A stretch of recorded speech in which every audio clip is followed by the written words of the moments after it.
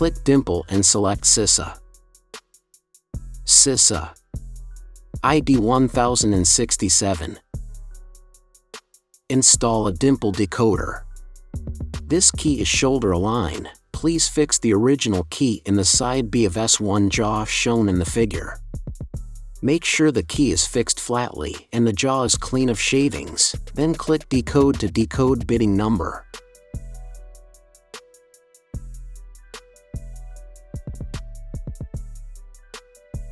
After decoding is done, please fix a new key blank in the side B of S1 jaw shown in the figure. Install a Dimple cutter. Make sure the key is fixed flatly and the jaw is clean of shavings, then click Cut to start cutting.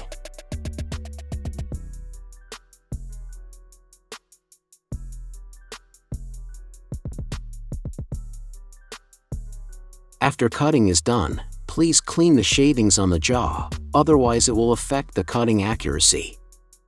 Then fix the other side of the key blank in the side B of S1 jaw shown in the figure. Make sure the key is fixed flatly and the jaw is clean of shavings, then click Cut to start cutting the other side.